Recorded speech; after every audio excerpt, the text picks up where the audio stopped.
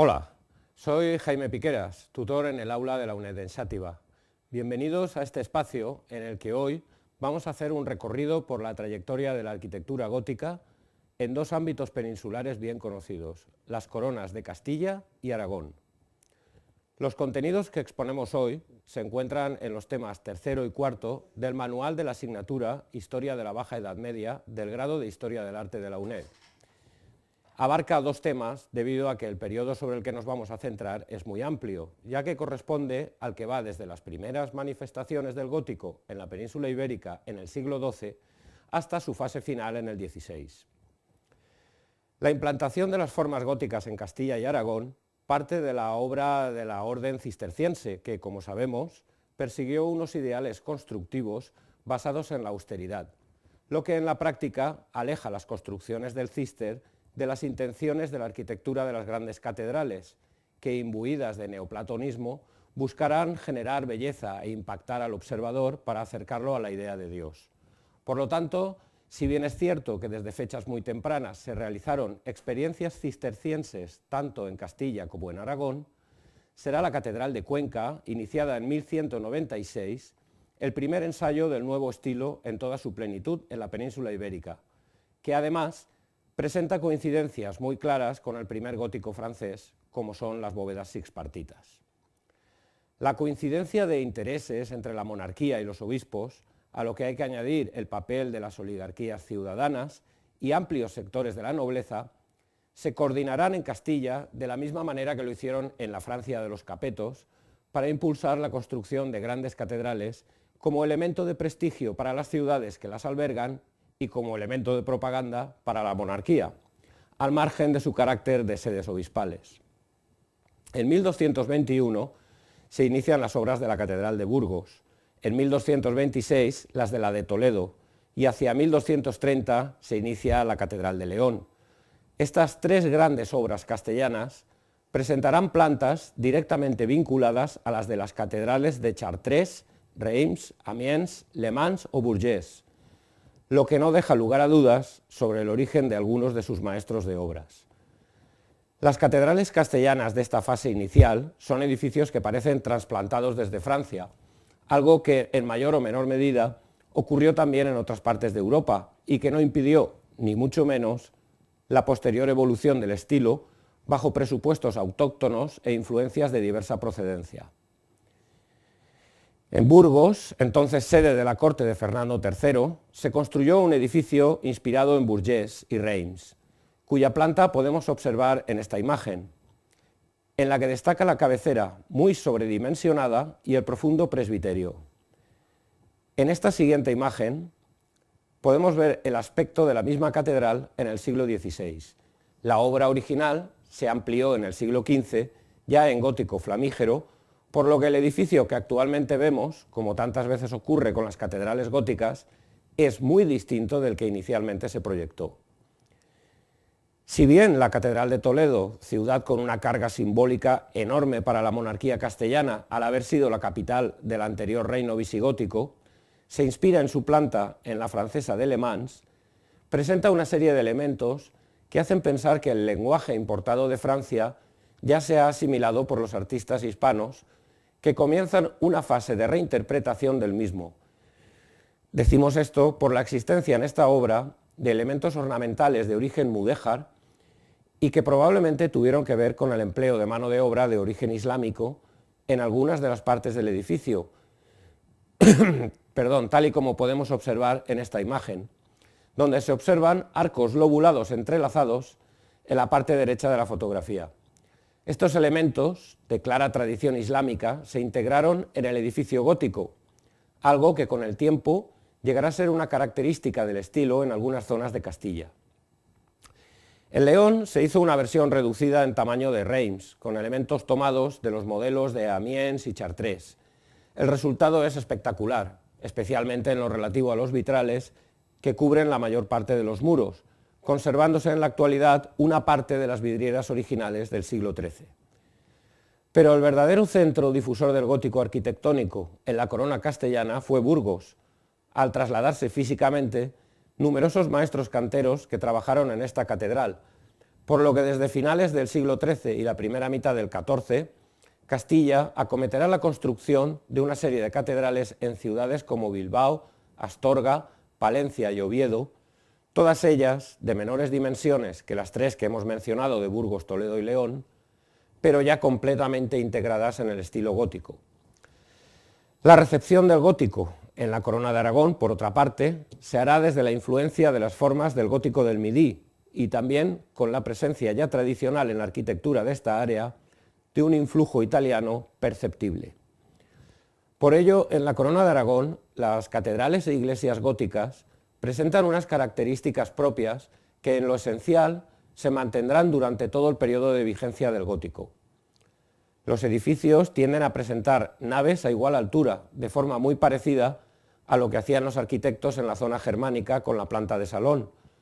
Esto generaba espacios muy unitarios, áulicos, y sobre todo, al apoyar la nave central sobre las dos laterales, se podía prescindir del sistema de arbotantes y contrafuertes. Por lo que, si bien es cierto que los arbotantes y contrafuertes existen en algunas obras, suelen ser de menor importancia que en las catedrales castellanas. También se dio una clara propensión a eliminar vanos, por lo que predominarán los muros en los interiores, iluminados con frecuencia por óculos y no por grandes vitrales, tal y como ocurre en la Catedral de Barcelona, comenzada en 1298, o en la de Santa María del Mar. Estas características se pueden apreciar en las dos imágenes siguientes. En esta imagen primera vemos el interior de la Catedral de Barcelona con el efecto de las tres naves a igual altura. Y en esta imagen de Santa María del Mar podemos observar el mismo efecto, tal vez más espectacular todavía en este último templo. Otra de las cuestiones que debemos tener en cuenta a la hora de contemplar el gótico en la Corona de Aragón es la relativamente temprana adopción del estilo para la construcción de edificios civiles. Lonjas, palacios, hospitales y otras tipologías se llevaron a cabo bajo las formas góticas gracias a la existencia de ciudades con gran auge económico, en las que las oligarquías locales mostraban al mundo su riqueza mediante la construcción de arquitecturas para la ciudad. Una situación que será constante en este ámbito durante la mayor parte de vigencia del estilo gótico. El periodo de crisis general en las sociedades europeas, que se abre desde mediados del siglo XIV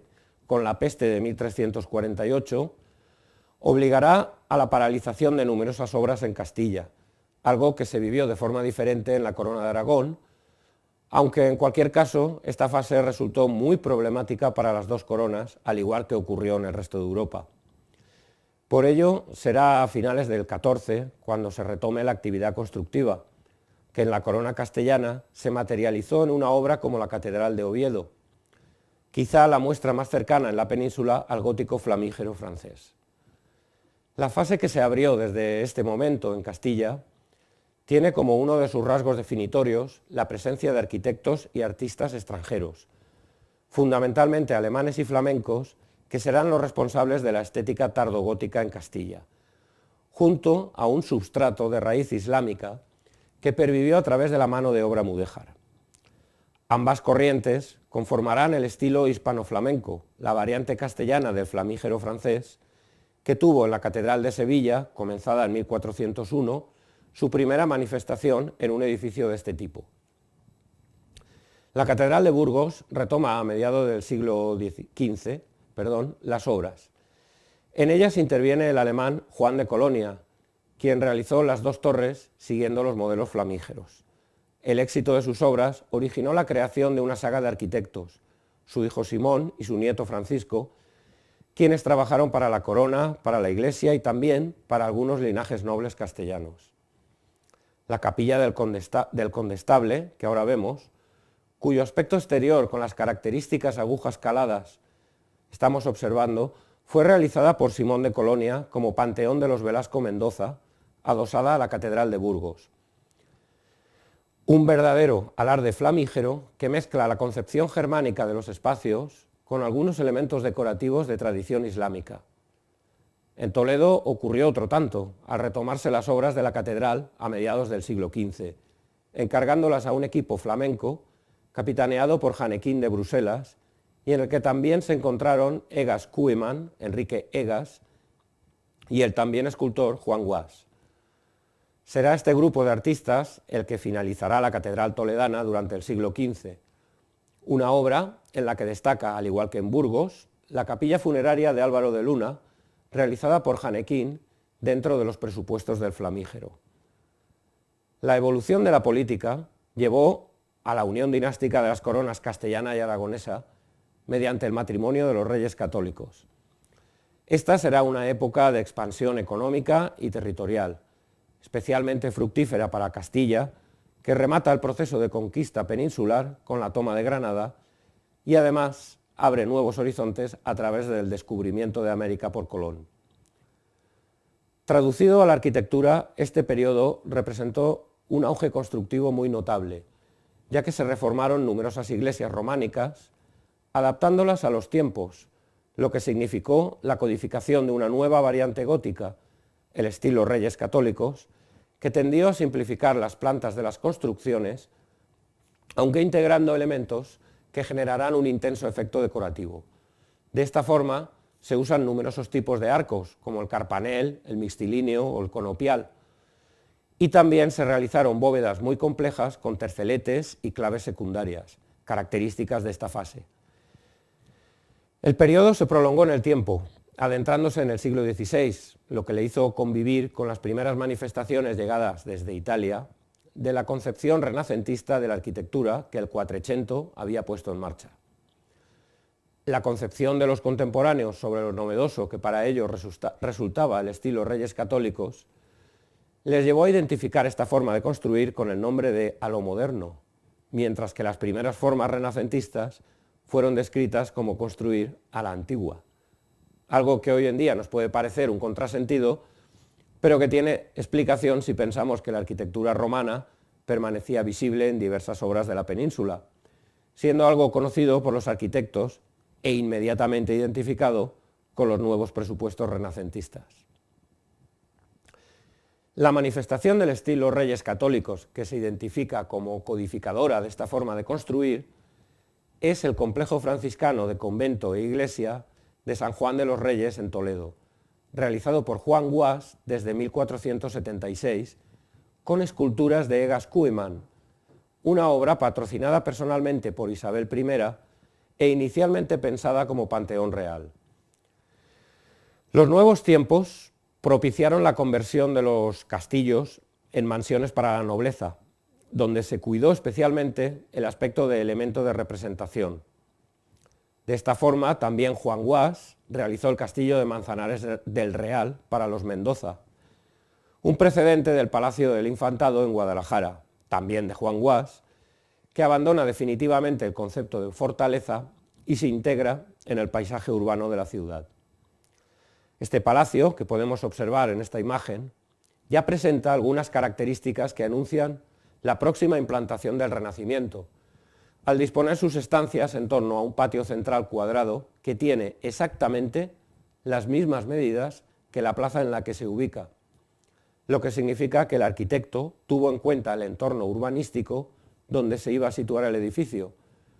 una cuestión que enlaza directamente con la preocupación de los arquitectos y urbanistas del Renacimiento por la integración de los edificios en su contexto urbano. En definitiva, el panorama arquitectónico del gótico final en Castilla fue monopolizado por el estilo Reyes Católicos, verdadero estilo oficial de ese momento, en el que se sirvió para materializar la presencia de una nueva monarquía en un nuevo reino, fruto de la unión de dos coronas peninsulares y que se encontraba en plena expansión desde las décadas finales del siglo XV. Por otra parte, la Corona de Aragón, fiel a su tradición de construir numerosas obras de carácter civil y urbano, continuará en esta tendencia durante el XV, a la vez que comenzará la importación de elementos procedentes del Quattrocento italiano, en principio basados en lo decorativo y posteriormente ya involucrando a planteamientos estructurales. La pujanza económica de ciudades como Valencia durante el siglo XV impulsará la creación de obras que hoy en día consideramos emblemáticas, como la Lonja, que data de 1482 y cuyo arquitecto fue Pere Comte. Como podemos apreciar en la imagen, se incluyeron algunos elementos ornamentales de carácter renacentista, como los 16 medallones con efigies enfrentadas que coronan los sectores que determinan las ventanas inferiores en el cuerpo del edificio que se dedicó al Consolat del Mar. La misma situación podemos apreciar en el Palau de la Generalitat, quizá de forma más patente todavía. En ambos edificios se explican estos elementos de transición porque fue precisamente durante las fases finales de construcción cuando se comenzó a popularizar la estética derivada del Renacimiento italiano del Quattrocento. En otros ámbitos de la Corona de Aragón se construirán en esta fase final de la Edad Media edificios de similares características, como la Generalitat de Barcelona o la Lonja de Mallorca, más temprana que la de Valencia. Con esto finalizamos los contenidos que hemos dedicado durante 4 espacios a la arquitectura gótica. Desde ahora y en las próximas ocasiones realizaremos una serie de análisis sobre la escultura y pintura que la estética gótica originó en la Europa bajomedieval. Muchas gracias y hasta una próxima ocasión. Quería trabajar y seguir estudiando. En su día no tuve ocasión de estudiar. Para promocionar necesitaba una carrera. Organizo mi tiempo como más me conviene. Ahora formo parte de la mayor universidad de España. La trobaràs molt prop de tu. UNER, Centro Francisco Tomás y Valiente, cerca de ti.